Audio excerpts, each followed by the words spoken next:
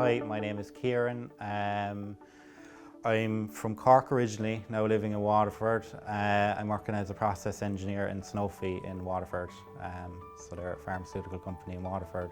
So I ran a bar side of things in the hotel for, I'd say, about 7 or 8 years.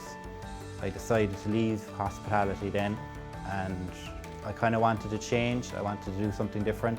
So the first course I took was the conversion course.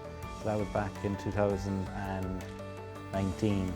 It was all in bite-sized chunks, and I was well able to do that and work full-time. Like, it was a breeze getting from the conversion course now to nearly finishing degree, so it was very straightforward. From where I was 4 years ago to where I am now, I wouldn't have got here without GetReskilled. So yeah, forever grateful to where I am now.